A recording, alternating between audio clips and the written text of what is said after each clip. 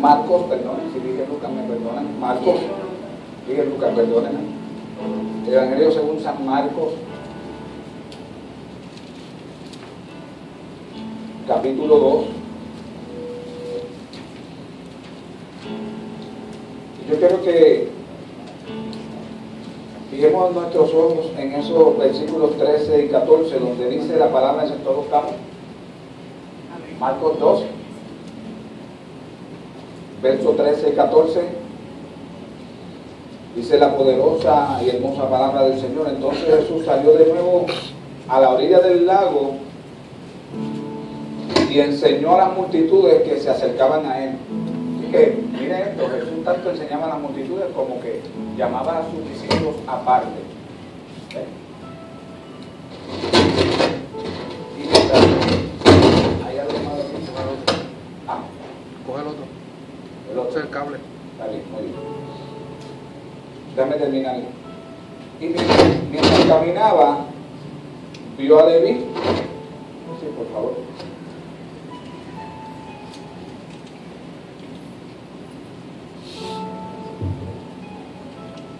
Y mientras caminaba, vio a Leví, que en este caso es Mateo. Parece que Leví es Mateo, hijo de Alfeo, sentado en su cabina de cobrador de impuestos. Sígueme y sé mi discípulo, le dijo Jesús. Entonces Leví se levantó y lo siguió. Gracias por tu palabra, Señor. Esa palabra que es bendita, que es viva, que es eficaz, que es penetrante. Habla a nuestros corazones en esta mañana, Señor. He venido pidiéndote al Espíritu Santo que sea quien redarguya, quien traiga convencimiento, que con su gracia, Señor, ministre y hable profundamente a nuestros corazones, Señor, y que esta palabra produzca frutos a 100, a 60, a 30, en el nombre poderoso de Jesús. Amén, amén, amén. Ya un poquito más bajito el pianito. Gracias. Hoy mi hijo Brian cumple años, 24 años. Lo llamamos esta mañana, que se está poniendo viejo. El tema de esta mañana es llamados por gracia. Llamados por gracia. ¿Qué hemos dicho que es gracia en muchas ocasiones? Favor que no merecían.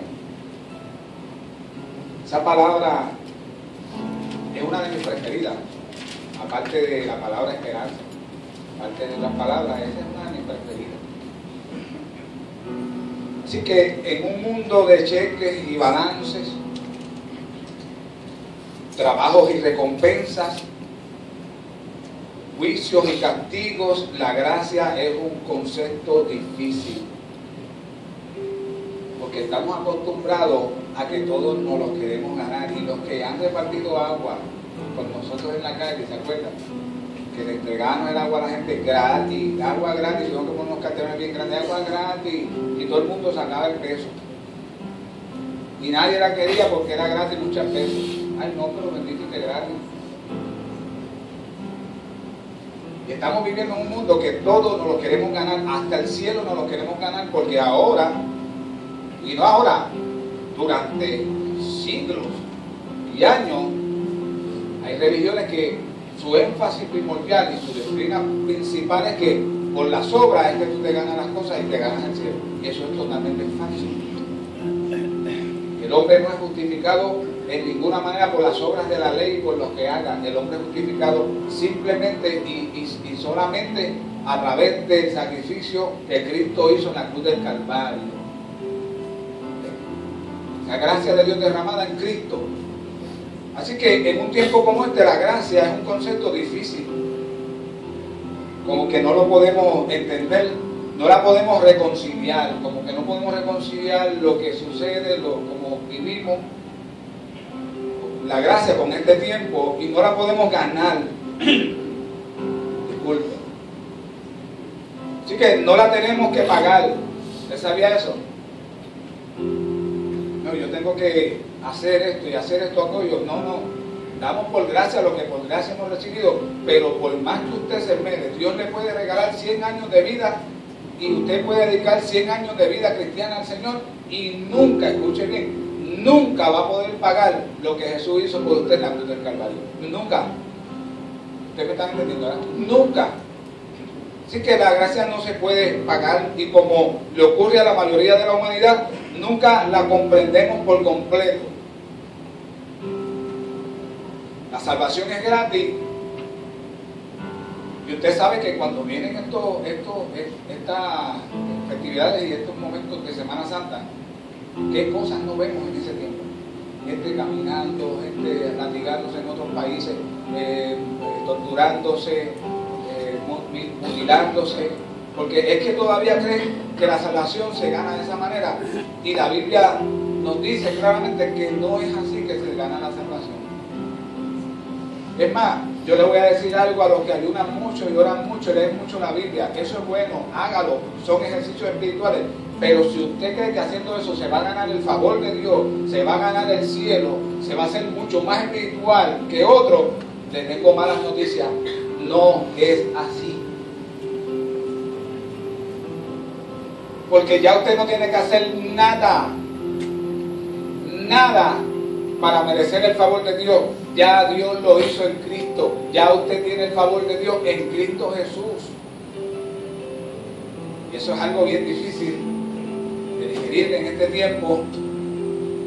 Y aún para muchos cristianos que nos levantamos en esta enseñanza doctrina, donde había que hacer tantas cosas y había que dejar de hacer esto y no se podía hacer esto y aquello para entonces ganar el favor de Dios, y eso es totalmente falso. Los otros días escuché a una predicadora, dijo tantas cosas, pero una de las cosas que escuché fue decir que Dios le dijo que le dijera a la congregación que dejaran de estarse pasando blower y planchas en el pelo, porque si Cristo venía todos se iban a quedar. Así que mi congregación todas están perdidas, las tengo todas en el infierno. Y empecé a clamar al Señor, me dieron ganas de llorar y decir: Señor, ten misericordia de mis ovejas. Y dijo que las que se pasaban eso parecían unas que iban a acabar de chupar. Así, desde el altar. Y se me pararon los pelos, pero no fue presencia del Señor y rápido tuve que tumbar. Solamente quise ver unas partecitas del daño que a veces le estamos haciendo a la iglesia de Dios y al que escucha, con una necesidad grande espiritual de que Dios toque su corazón. Y eso solamente se va a lograr cuando predicamos desde el altar que la gracia del Señor ha sido derramada para todos los hombres. Amén. Y que gracias a esa gracia poderosa nosotros tenemos entrada al cielo. Amén.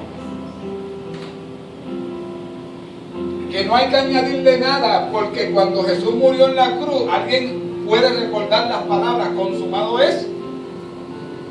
Y cuando él dijo consumado es, dijo: todo está dicho, no hay que añadirle nada, solamente a través de este sacrificio es que el hombre llega a Dios. No a través de normas y dogmáticas y nada de eso, sino a través de ese sacrificio de Cristo.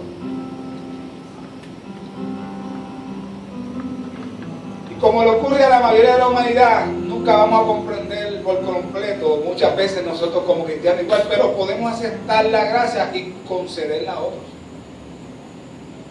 Es decir, recibir de gracia, mire, es el texto favorito de mí, darte gracia, pero ese texto ella lo usa a veces para marearme, para pedirme cosas, y no lo use de esa manera.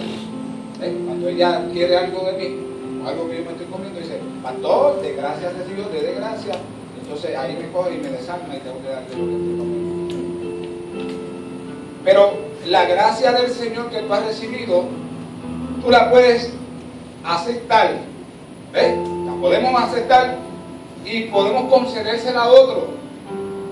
¿En qué consiste esto?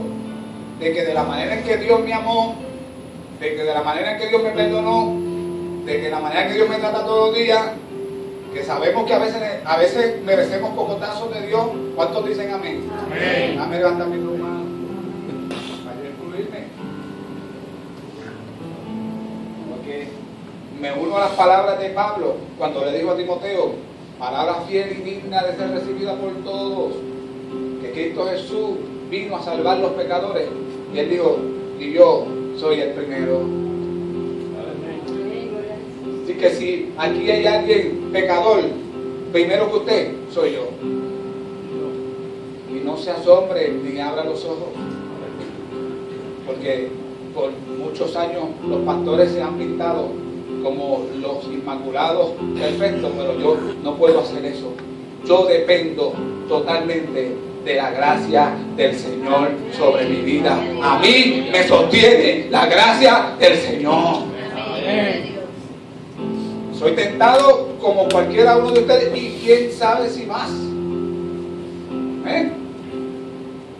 Así que Arthur W. Pink dijo, la gracia no puede ser ni comprada, ni merecida, ni ganada por la criatura. Si así fuese, dejaría de ser gracia. Si pudiéramos comprar la gracia, si pudiéramos ganar la gracia, entonces deja de ser gracia. Porque volvemos a decir que gracia es ese favor que no merecemos. Como cuando alguien le dice, mira, ¿quién va ahí? O mira, tu familiar, un familiar que te ha hecho algo, un amigo, un vecino, algo, y mira, haz esto o este favor, o el Espíritu te habla, no se lo merece. Decimos, a lo mejor no verbal, pero pensamos, no se lo merece. Pues ahí es que tiene que entrar la gracia del Señor. Aceptamos la gracia de Dios, pues ahora tenemos que compartirla con otros.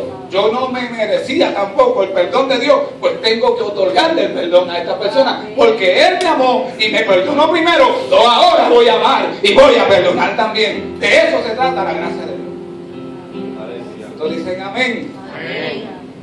Si no puede ser amén, diga, pastor, eso está duro. ¿Sabe?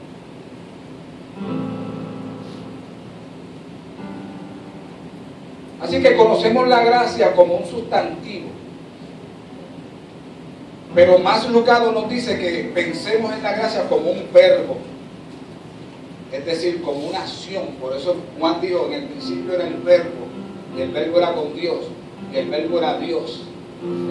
Y entonces pone a Jesús como un verbo de acción, y vino y habitó entre nosotros, y vimos su gloria, y gloria como la del unigénito Hijo del Padre, lleno de gracia, lleno de verdad.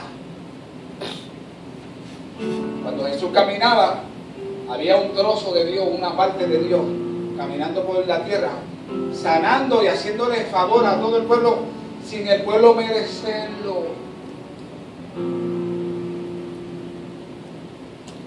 Sin el pueblo merecerlo. Él caminaba haciendo favor y sanando toda enfermedad y toda dolencia. Así que la gracia es una acción. No basta con leer acerca de la gracia como muchas veces hacemos, sino que tenemos que experimentarla en nuestra vida. ¿Cuántos han experimentado la gracia del Señor?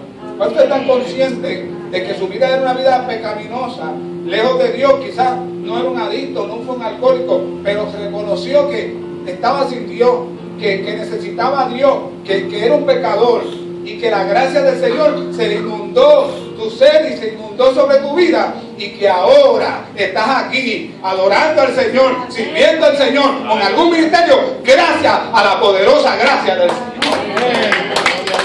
Así que hay que experimentarla en nuestra vida. Para tú poder proyectar y impartir gracia a otro, tú tienes que haberla experimentado.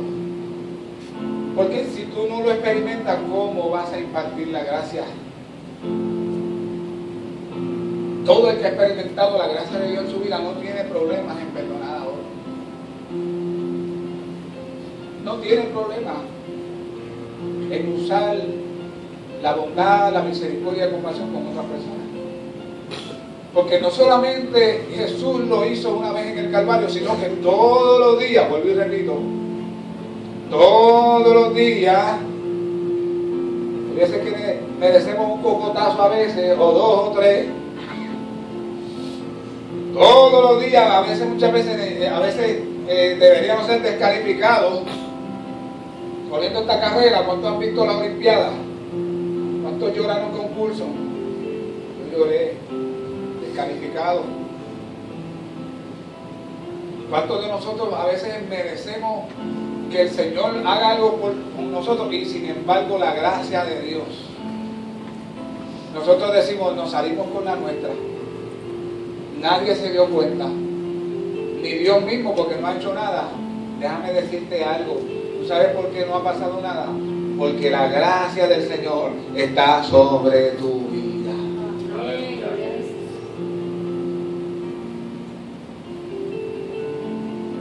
Ayer tuve que darle gracias al Señor con lágrimas, diciéndole, verdaderamente me empecé a acordar que en el caminar de 17 años para acá,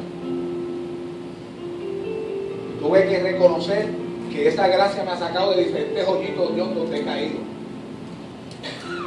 Que esa gracia me ha sacado de diferentes telarañas donde me he metido.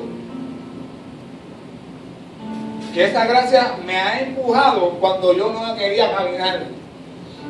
Que esa gracia me puso en el camino cuando yo me estaba saliendo del camino. Y le daba gracias al Señor por su gracia hermosa, porque tuve que reconocer que por su gracia es que estoy aquí frente a ustedes en esta mañana. Por su gracia, Dios me ha permitido levantar un hogar hermoso cristiano. Por la gracia del Señor. Tuve que darle gracias al Señor por eso. Así que solo es debido a que Dios nos honró en el sacrificio de su Hijo que podemos otorgar gracias a otros mediante bondad, perdón, comprensión a esos que son pastores, que es incomprensible, pues tú también eras incomprensible. A ti no había quien te comprendiera y sin embargo Dios te comprendió y te comprende aún todavía. Misericordia como la que Dios tuvo con nosotros y como la que tiene todos los días, porque son nuevas cada mañana. Favor y sobre todo con el conocimiento de la gracia del Señor. Por tanto, entender la gracia comienza con aceptarla y practicarla en nuestras vidas cotidianas, es decir, todos los días. Yo acepto la gracia del Señor. Desde que yo aprendí y desde que estoy aprendiendo a vivir bajo la gracia del Señor, mi vida cristiana es mucho mejor y más fácil de llevar. Porque ahora sé que no depende de mis méritos, de mis esfuerzos, que no depende de lo que yo haga, ni de mis obras, para ser salvo y para ser acepto ante Dios, sino que es por su gracia, porque Él me lo otorga porque Él quiere. Su favor está conmigo. Si puedo orar una hora hoy, su gracia está conmigo, pero si el día se me puso ajetreado y tuve que orar 15, su gracia sigue conmigo. ¿Cuántos dicen amén? Amén.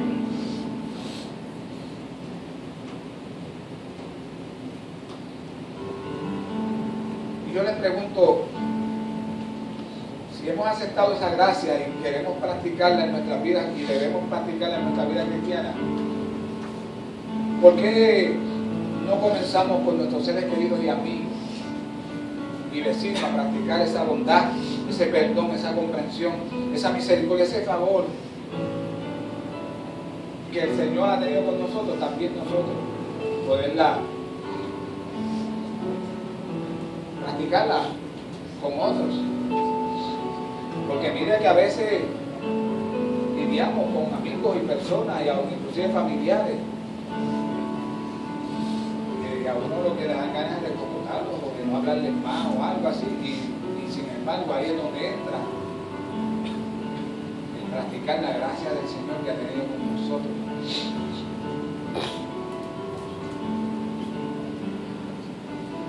En este pasaje que leímos vemos el llamado de Leví Y yo no sé si usted se da cuenta que esto es un llamado por gracia. Cuando nosotros miramos esos dos versos, el 13 y el 14, dice que Jesús salió de nuevo a la orilla del lago y enseñó a las multitudes que se acercaban a él, y mientras caminaba vio a Leví. La escritura dice que era hijo de Alfeo, sentado en su cabina de cobrar impuestos. Como usted pasar por una agencia del gobierno, en una cabinita así, donde hay un cristal y un puestito, ver a un cobrador de impuestos. Y entonces, llamando. Eso fue lo que hizo Jesús. Y cuando Jesús le dijo, sígueme, sé mi discípulo, entonces Leví se levantó y lo siguió. Y en este pasaje vemos a Jesús llamando a un cobrador de impuestos. Interesante, importante que usted sepa que era un hombre moralmente diferente, y Jesús lo llama para que fuera su discípulo. Un hombre que moralmente tenía F0. Era un ladrón, era lo que llamaban un publicano, un pecador, de los que estaban excluidos del pueblo. Y Jesús, cuando pasa y lo ve, lo llama para que él fuera su discípulo. Es decir, para que estuviera con Jesús, para que estuviera entre los 12, para que se sentara a la mesa a comer con él cuando era el momento de sentarse a la mesa, para que andara para arriba y para abajo con él, para que escuchara sus enseñanzas. Y esto muestra que Jesús no busca llamar a aquellos que estén espiritualmente cualificados. Porque el error de nosotros muchas veces es que creemos que Jesús nos llamó y que estamos aquí porque estamos cualificados para seguirle. Y yo tengo una noticia que a lo mejor a usted no le gusta. Usted estaba totalmente descalificado para seguir a Jesús. Sin embargo, por su gracia, Él lo llamó. Amén. Y está gozando y disfrutando de sus bendiciones, de su espíritu, de su presencia, de su palabra. Y vamos a gozar de una vida eterna gracias a la gracia de Él. Porque usted y yo no lo merecíamos. Él llama a la gente antes de estar moralmente cualificado, y de eso nosotros podemos dar testimonio. Usted sabe que Dios es santo. ¿Cuántos saben eso? Amén. Que Dios es puro. Amén. Que no hay mancha en Él. Y sin embargo, un Dios santo y puro nos vio a nosotros descalificados, moralmente bajos, ¿sabes? Con una mente vana, con un corazón alejado de Él. Éramos dignos de que la ira de Dios se derramara sobre nuestra vida, porque todos pecamos y fuimos destituidos de la gloria del Señor, y la ira de Dios estaba sobre nosotros. Y sin embargo, en su gracia, jamón, Él usa un conducto para llegar hacia ti, hacerte una invitación, para llamarte, para que seas su discípulo. Y entonces tú dices, yo estará llamando a otro, es a mí. Y entonces tú dices, Juan, mira para atrás, no hay más nadie. Y Jesús te dice, sí eres tú. Y entonces tú te miras el corazón y dices, a mí, ¿tú has visto esto adentro? Y él dice, sí, yo lo veo, porque el único que conoce el corazón y ve el corazón es Dios. Y aunque el corazón quizás estaba descalificado moralmente, ¿sabes? Jesús te llamó para ser su discípulo. ¿No es eso gracia del Señor? Amén. Gloria al Señor. Muchos de nosotros viviendo unas vidas que no nos atrevemos a hablar ni de lo que hacíamos. Nos avergüenza ahora hablar de lo que hacíamos. Y usted sabe lo que es eso, que Dios viene y te llama, Jesús te llama, Jesús usa a su siervo o a su sierva o a alguno de los conductos que Él usa para llamarte a disfrutar de su presencia, para llamarte a que su Espíritu Santo venga a morar en ese cuerpo y en ese corazón depravado moralmente y alejado del Señor. Eso se llama gracia, mis amados hermanos. Y todos los que estamos aquí hemos experimentado esa preciosa gracia del Señor en nuestra vida.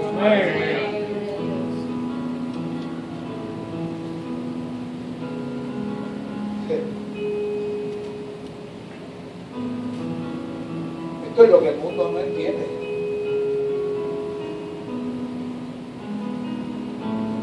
Y lo que aún todavía no puede comprender, hay algo que usted debe de escribir en esta mañana. Se está escribiendo. Y es lo siguiente: somos llamados por pura gracia.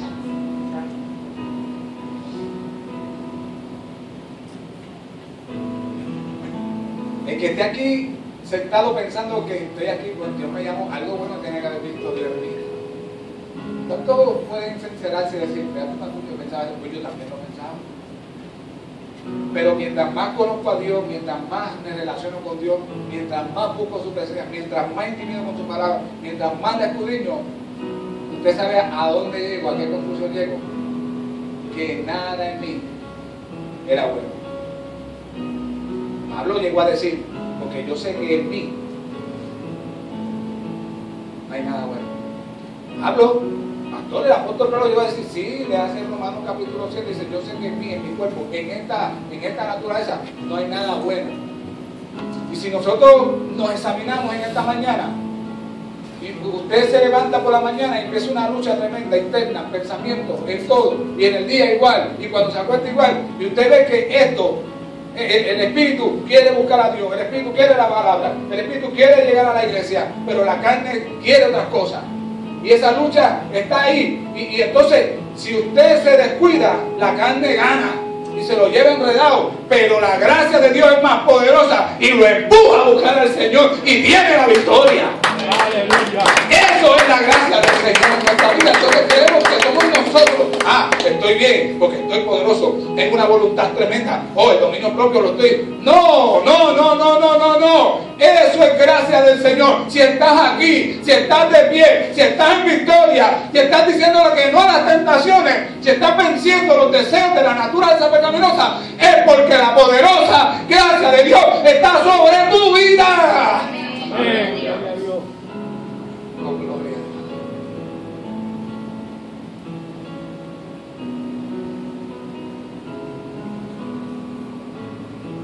Quien conoce esa verdad llega lejos en el cristianismo, porque no va a depender de su propia fuerza, ni su intelecto, ni su astucia, sino de la gracia del Señor. Y cuando nosotros dependemos de la gracia de Dios, llegamos lejos. Pablo dijo, ciertamente yo he trabajado más que ellos, refiriéndose a los demás apóstoles. Le dice a Timoteo, pero entonces hace un alto y dice, pero no yo, sino la gracia de Dios conmigo. Esta palabra, Pablo dice, he llegado donde he llegado y he sufrido lo que he sufrido y he pasado por todo lo que he pasado gracias a la gracia del Señor. ¿Se acuerda cuando el aguijón le rogó más de 3 veces al Señor que se lo quitara? Quizás nosotros estemos rogándole al Señor por algunas cositas que nos molesta, que está ahí, que hacemos los ajustes, pero está ahí, que a veces pasan los días y uno dice, ay, salí de eso, y de momento está ahí. En esta mañana escucha la voz del Señor, la misma voz que escuchó Pablo: bástate mi gracia, porque mi poder se perfecciona en la debilidad. Así que de buena gana gloríate en tus debilidades más que en tus fortalezas. Porque cuando tú eres débil en el Señor y dices, Señor, no puedo, entonces el Señor entra en acción con su gracia y te da la victoria. Amén.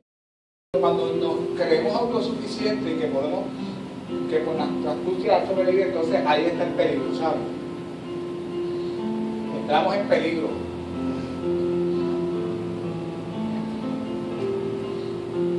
Así que les dije que somos llamados por pura gracia. Y quiero que escuchemos lo que el apóstol Pablo nos dice respecto a esto en 1 Corintios 1, 26 al 29.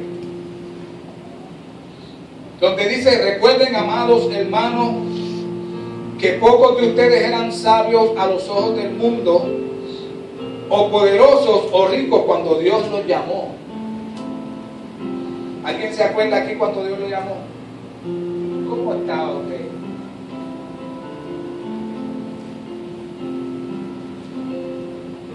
Si hacemos, si recogemos testimonio, verdad que nuestras vidas no estaban nada buenas. Y dice, en cambio Dios eligió lo que el mundo considera ridículo para avergonzar a los que se creen sabios. Y escogió cosas que no tienen poder para avergonzar a los poderosos.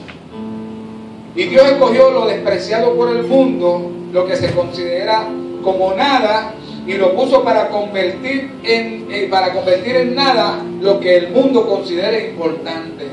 Como resultado, nadie jamás puede jactarse en presencia de Dios. Que toda jactancia nuestra está además en la presencia del Señor, porque Dios nos llamó cuando a muchos de nosotros éramos despreciables por otros, cuando muchos de nosotros nos creíamos insignificantes, cuando muchos de nosotros nos creíamos que no íbamos a poder salir hacia adelante. Si yo hago un recorrido de los años que llevo reconciliado con el Señor y de todo lo que el Señor me ha permitido hacer, como lo hice ayer, un recuento. Yo sé que se me quedaron muchas cosas, pero terminé llorando como un niño chiquito ahí en gemido en mi oficina, mientras yo le daba los últimos toques de mensaje y preparaba la clase para nuestros líderes.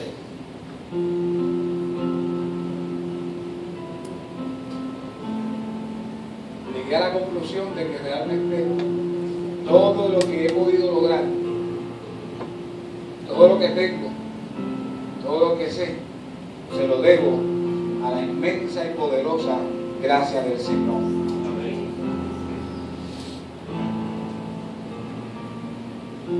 Así que esta historia que nosotros que hemos leído en esta mañana, solo esos dos versículos que me llamaron la atención, y que si usted se fija, los que están viniendo a las clases de discipulado, que están muy buenas, yo les recomiendo a todas estas personas que fueron criados en una doctrina al principio de esta de no te pongas, de no esto, aquello, que vengan. Porque estamos hablando del verdadero evangelio, de lo que es seguir a Jesús, de cómo sigo a Jesús, de lo que es servir al Señor, de cómo debemos servirlo. Y esta historia nos revela dos cositas de Mateo. Digo, yo saqué dos, pero revela más.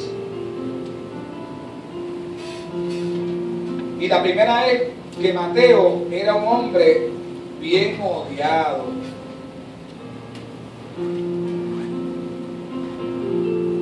Porque los cobradores de impuestos nunca son populares en ninguna comunidad. ¿Cuántos quieren mucho al secretario de Hacienda? ¿Cuántos los quieren mucho a él? ¿Cuántos están orando todos los días por él, para que el Señor lo bendiga y que su gracia se derrame en su corazón y sea impactado por el Señor? ¿Cuántos? Dígame, por favor, levante la mano.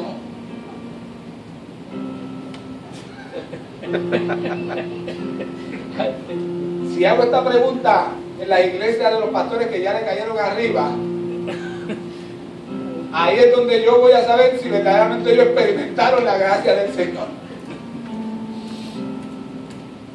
Cuando uno de ellos se levanta y diga, lo bendigo, pastor, lo bendigo con todo mi corazón, yo digo, ese experimentó la gracia del Señor. Pero en el mundo antiguo eran odiados. La gente no sabía nunca exactamente cuánto tenían que pagar, nunca.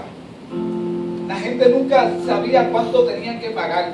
Los cobradores de impuestos le sacaban todo lo que podían y se forraban los bolsillos con el extra que les quedaba después de pagar al Estado la parte que le convenía al Estado, lo que le convenía al Estado.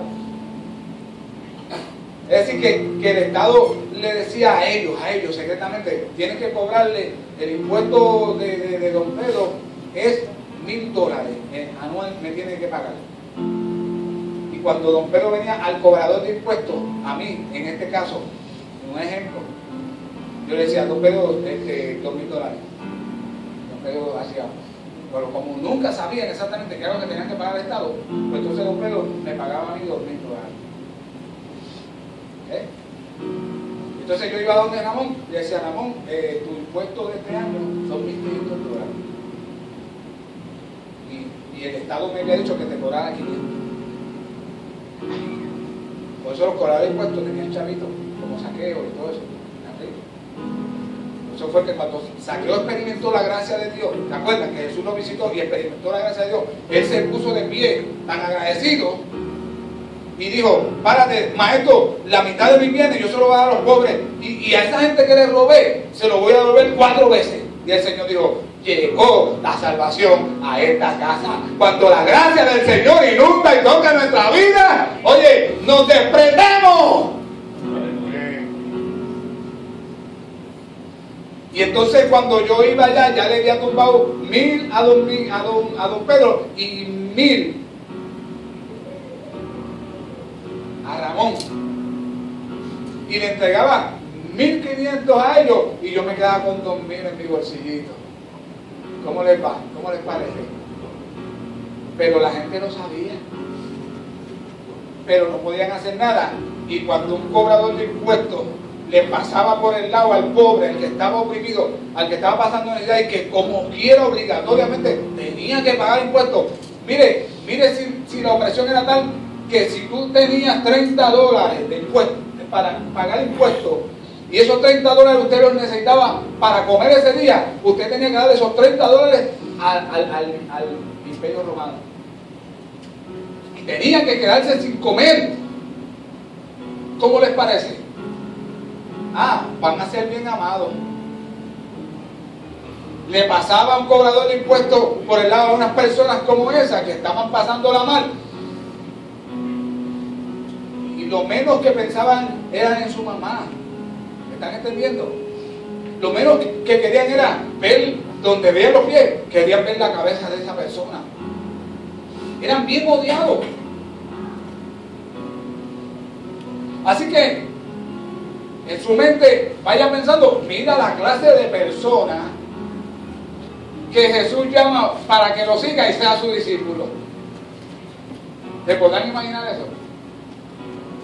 ¿Cómo un Dios tan bueno, tan santo, tan perfecto, tan puro, tan moralmente alto, la moralidad de Dios es muy alta, nosotros nunca vamos a poder caminar en la moralidad de Dios, pastor, ni aún buscando a Dios, ni con el Espíritu Santo, ni con la palabra? Yo tengo malas noticias.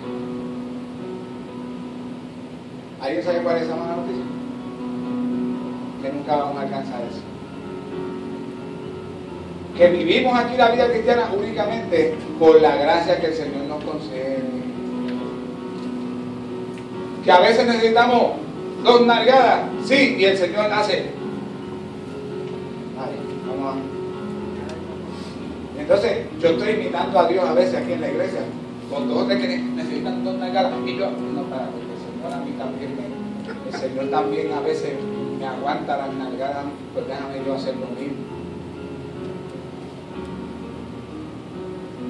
A veces uno da una tentación de descalificar a alguien y entonces uno dice, párate, no, que yo, déjame pensar, yo hace rato, yo hubiera sido descalificado en tal caso y el Señor no lo dice, amén.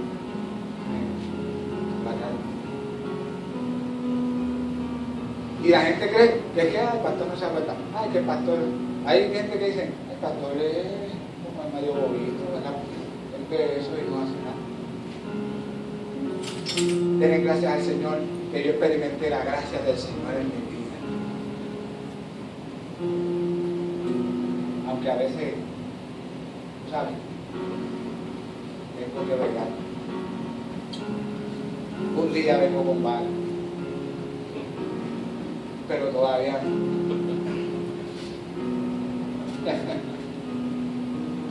Sí que esta gente eran bien odiados. Hasta un escritor griego, mira lo que dice Luciano, asocia a los cobradores de impuestos con adúlteros, que en ese tiempo el adúltero no tenía perdón. ¿Usted sabía eso? ¿Usted sabía que David cuando pecó lo que tenía que hacer con él era matarlo? ¿Usted sabía? ¿O no lo sabía? Sí. Porque no había ninguna ley que protegiera a los adúlteros ni los asesinos.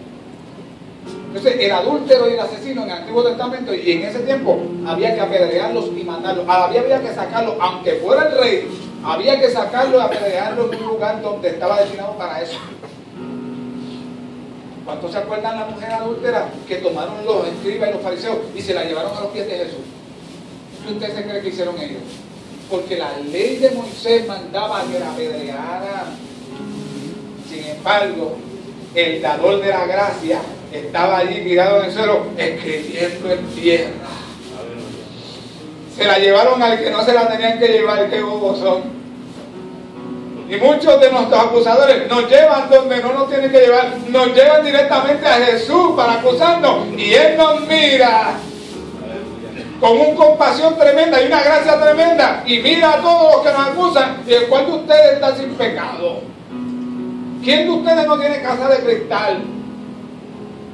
¿Cuántos de ustedes viven en casas de hierro? Y entonces los que nos acusan salen corriendo, acusados por su conciencia, y nos miran a nosotros, y los que te condenaban, y entonces dicen, Jesús, nadie me condenó ya, y dijo, pues yo no te condeno tampoco, vete y no peques más.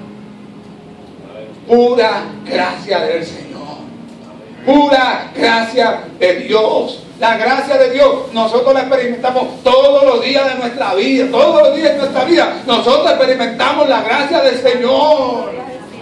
En nuestra vida, en nuestro matrimonio, quizás hace rato nuestro matrimonio era para estar patas arriba, o quién sabe, uno por allá y otro por acá, y sin embargo la gracia de Dios ha sido tan poderosa que todavía estamos juntos luchando y echando para adelante y tratando de que esto funcione. Pero es la gracia del Señor.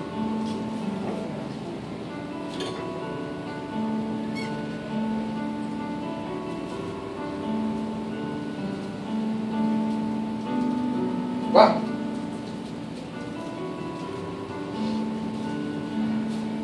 Mire, le dije lo que Mark Lucado dice, la gracia de Dios. Lo que el escritor Luciano dice, que asocia la gracia con adúlteros, con alcahuetes, con aduladores, sin contactar.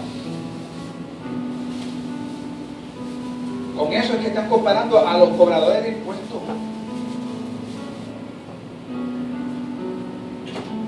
Wow.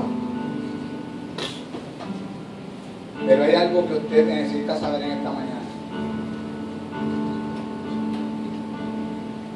Déjame pegarme el micrófono. Que Jesús quiso al que nadie quería ya. Y eso es hermoso de nuestro Señor Jesucristo. Que quizás a muchos de nosotros ya nadie nos quería. Hicieron una subasta y todo el mundo aquel y aquel y quedamos solitos, y Jesús llegó y dijo, dame ese, ese está dañado, podrido, esa está podrida, y el Señor dijo, no quiero.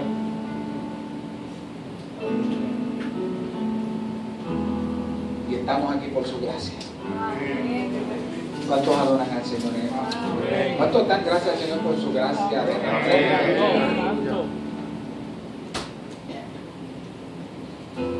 Le ofreció su gracia al que todos se habrían avergonzado de considerar su amigo. ¿Ustedes saben algo? Que este cobrador de impuestos, odiado y marginado, no solamente se quedó en el llamado, Jesús lo llamó para que lo siguiera y él dejó todo inmediatamente. Mire, usted sabe lo que dicen muchos de los historiadores y de los estudiosos y de los eruditos. ¿Saben lo que dicen muchos de los comentaristas? Que si de los discípulos, si hubo alguien que dejó muchas cosas y que dejó de ganarse una ganancia extravagante, fue Mateo.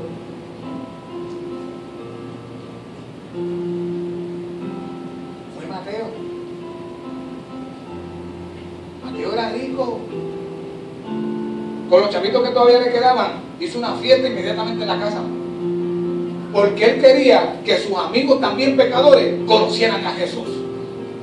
Hizo un banquete ahí mismo en esa pericopa. Usted cuenta que Mateo hizo un banquete para que sus amigos pecadores, y ahí fue donde entró la polémica, donde los religiosos, porque siempre van a haber religiosos. Oye, cuando Jesús llama a gente como usted y como yo, siempre va a estar el religioso que va a decir, mira para allá, ese Jesús no sabe lo que hace, a quien llama, a ese que después de haber robado tanto, engañó tanto, a ese que hizo tantas cosas malvadas, a ese que adulteró tanto, a ese que falsificó tanto, a ese que esto, a esta que hizo esto, aquello. Mire, ese Jesús no sabe lo que hace. Él está comiendo con publicanos y pecadores, y Jesús le calla la boca diciendo, mire, los sanos no tienen necesidad de médico, los que necesitan un médico son los enfermos, y el Hijo del Hombre no vino a llamar a justos y a los que están sanos, vino a llamar a los enfermos.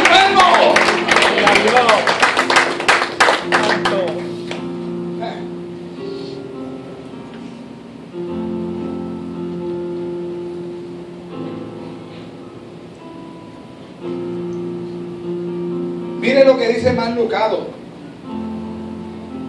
La gracia de Dios tiene consigo algo que empapa, algo desenfrenado. Es como una resaca de aguas rápidas y revueltas que nos desconciertan por completo. Mire lo que dice, la gracia viene tras nosotros.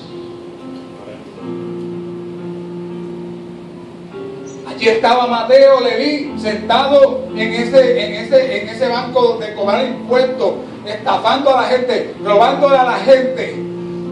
¿Qué hizo Mateo para merecer la salvación? ¿Qué hizo Mateo? ¿Hizo algo Mateo? Alguien que me diga, ¿qué hizo Mateo? Estaba allí sentado, oye, con su mente diciendo, voy a seguir robando, voy a seguir engañando, voy a seguir siendo rico. Y Jesús llega y le dice, desde hoy tu vida va a cambiar, echa para acá y sigue que te voy a hacer mi discípulo. Y su vida comenzó a ser transformada. La gracia del Señor nos persigue. La gracia del Señor va tras nosotros. Si fuera que nosotros buscáramos a Dios, vamos a seguir perdidos y vamos a despertar un día en el lugar de tormento. Pero gracias a esa gracia del Señor que nos persigue, esa gracia del Señor que no dejó que nosotros hiciéramos nada, sino que Él la derramó sobre nosotros como hizo con Mateo. Eso es que usted va así huyéndole al Señor y la gracia del Señor le da de usted. Y usted huyéndole al Señor y la gracia del Señor le da de usted. Y la gracia del Señor le da de usted hasta que lo alcanza. Y usted sigue envuelto y concentrado en su pecado y en su camino, en las cosas que está haciendo. Y la gracia del Señor le da de usted hasta que lo arropa y lo alcanza y lo hace una nueva persona y una nueva criatura. Eso es la gracia del Señor. ¡Aleluya! ¡Aleluya! ¡Oh, gloria al nombre del Señor! Eso es que yo llegaba por las tardes a Don Miguel y me metía ahí con mis amigos a beber y esto y para aquí y para allá, sin pensar en Dios, sin pensar en los caminos, sin pensar en la iglesia. Y en ningún momento en mi mente estaba a cambiar. Pero la gracia del Señor, que es más poderosa, estaba detrás de ti. Y estaba ahí. Y un día te abrazó y te alcanzó. Y hoy estás aquí adorando y sirviendo al Señor con todo tu corazón. ¡Aleluya! ¡Aleluya! nombre del Señor.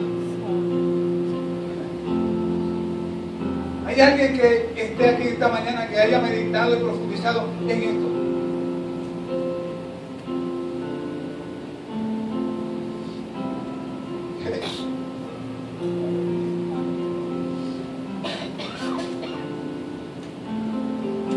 Te dije la primera cosa que podían encontrar en Mateo. Y lo segundo es que Mateo tiene que haber sido un hombre con un gran vacío en el corazón. ¿Cuántos de los que están aquí en esta mañana pueden decir, pastor, tengo que ser honesto y honesta? Pero cuando la gracia del Señor me alcanzó, yo tenía un gran vacío en mi corazón. Estaba bien, tenía mi casa, tenía esto, aquello, y para aquí, para allá, amigos, iba a fiesta, iba a hacer esto, aquello. Muchos de nosotros teníamos una vida como normales. Muchos de los artistas que hoy dan su corazón al Señor, que son alcanzados por la gracia del Señor, ¿sabe que terminan confesando? ¿Sabe lo que está diciendo Héctor el Padre testificando? ¿Sabe lo que está testificando? Que llegaba con todo ese poderío y con toda esa aclamación de la gente y con carro y con lujo y chavo, y que cuando llegaba al hotel donde se quedaba quería suicidarse porque había un vacío terrible. Yo no sé cuántos de ustedes saben que muchas veces les he repetido que nosotros, los seres humanos, no fuimos creados para vivir sin Dios. ¿Alguien lo sabe? Nosotros no fuimos creados para vivir sin Dios.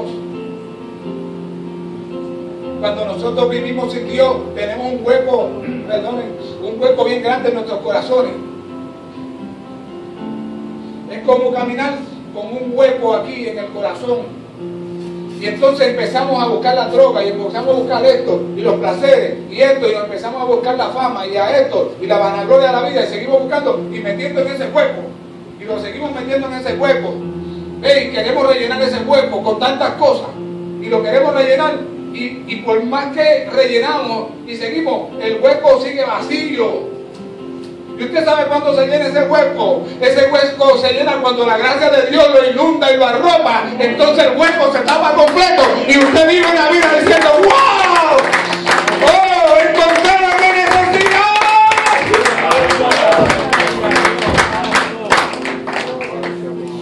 ¡Aleluya! ¡Aleluya! ¡Aleluya! Oh, gloria al nombre del Señor, aleluya.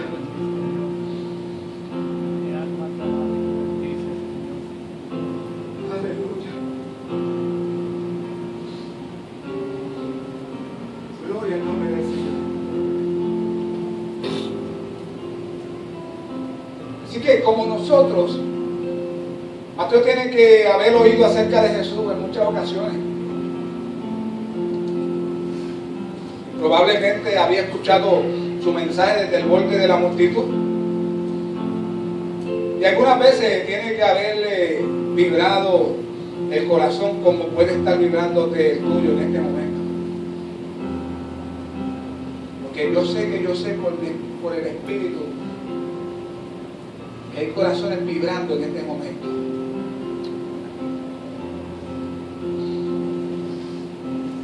Que están vibrando porque la gracia del Espíritu Santo está arropándole y tocándole el corazón en esta hora. Y a Mateo tiene que haberle pasado lo mismo que le está pasando a ti.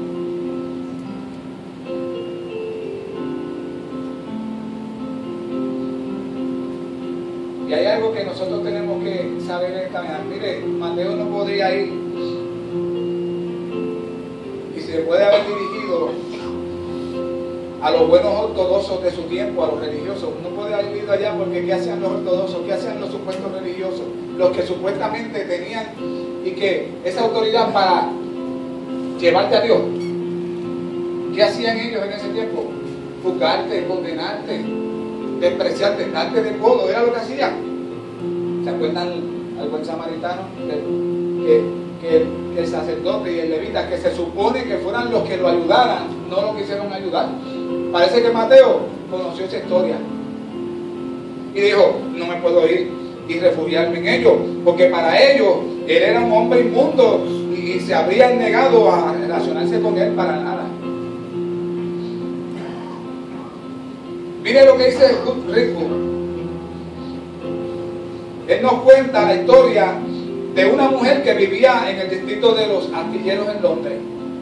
Una historia verídica. Que venía a la reunión de señora. Esto es como venir a la reunión de mujer a mujer. La mujer es como esta mujer que le dice, déjame ir a la... Y empezó a ir a la reunión de señora.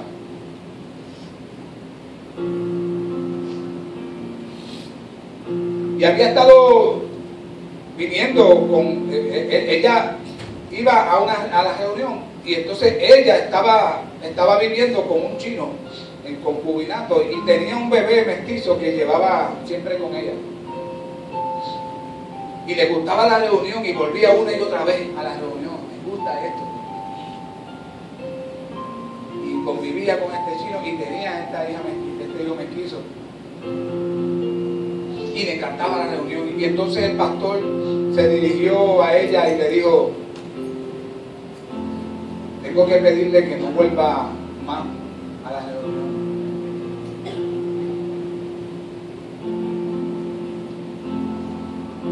Y la mujer le devolvió la pregunta con la mirada, en otras palabras, yo, ¿por qué? Con la mirada, ¿por qué? Y entonces él le contestó, las otras mujeres dicen que dejarán de venir si usted continúa viniendo a la reunión. Y ella se le quedó mirando con una sorpresa dolorida en el corazón y le dijo, Señor, ya sé que soy una pecadora, pero no hay ningún sitio a donde pueda ir una pecadora. Afortunadamente, el ejército de salvación encontró a aquella mujer y la reclamó para Cristo. Y se alistó en el Salvation Army, el ejército de salvación. Ellos la reclamaron para el Cristo y se la llevaron. Y esto parece como que sacado de una novela, parece ciencia ficción o algo, pero déjenme decirles, yo cuando salí de mi programa, del programa de rehabilitación de Ministerio de Youth Challenge, yo comencé a buscar iglesias hispanas, porque la Capilla de la Gloria, Glory Chapel, donde es la iglesia del ministerio de Youth Challenge, pues mi esposa no iba con el inglés mucho y íbamos y no entendía y tenemos que buscar algo español que ella entienda. Y esto, esta iglesia abarrotada de gente, con un pastor más serio que yo. ¿Entiendes? Y si usted cree que mi cara es seria y que esto está fruncido siempre, porque a veces hay gente que se cree que estoy molesto, pero es que yo nací con esto fruncido. Y a veces engaño. Y entonces entré, pero mira que yo lleno y tengo que decir que el ambiente me gustó mucho y empecé a ir a esa iglesia. Y empezamos a ir ahí. Y en un culto, una muchacha de la calle, al lado había 4 puntos de droga y en la otra calle había muchachas de la calle que vendían sus cuerpos para la droga. Y esta muchacha entra a la puerta así y yo la veo, volteo y la veo y no está bien vestida. Y está llorando. Y llorando. Y llorando. Y llorando. Y llorando. Y yo la veía y yo quieto. Y yo la veía y decía, pero... Y ella quería pasar. Y estaba en la puerta. Los diáconos estaban en la puerta. ¿Sabe qué hacían los diáconos? La estaban parando porque el pastor había dado la orden de que no la dejaran pasar en esa facha. Ese fue el último día que yo fui a esa iglesia. Porque el Hijo del Hombre no vino a llamar justos. El Hijo del Hombre, Jesús, vino a llamar a pecadores para el arrepentimiento. Él vino a llamar a los enfermos. Y yo dije, no regreso más hasta el día de hoy.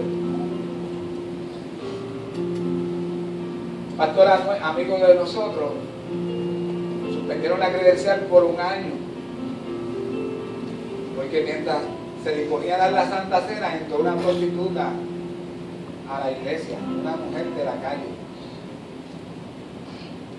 Y él repartió la Santa Cena y ella pasó y la cogió. Y él se quedó callado. Dijo, no voy a decirle nada. Y permitió que ella participara. Un hermano de esto, tú sabes, sin haberle, porque hay gente en la iglesia que no me ha experimentado todavía la gracia de Dios, déjame decirte. Y fue y lo dijo en el concilio. El concilio lo sentó, dialogó con él y le suspendieron la credencial por un año. Él lo testifica hoy porque él sigue siendo un tremendo teólogo y viene a las conferencias a darnos teología a los pastores y hablarnos de cristología, una clase tan complicada como esa. Y él dice, y mire, y me suspendió la credencial por un año, pero déjeme decirle algo. ¿Sabe qué fue lo que me preguntaron? Esto es lo que vamos a hacer. Si esa prostituta vuelve otra vez a tu congregación y hace lo mismo, ¿qué tú haces? Yo dije, yo vuelvo a darle la Santa Cena porque el Señor vino a buscar a los pecadores y no vino a llamar a justos al arrepentimiento.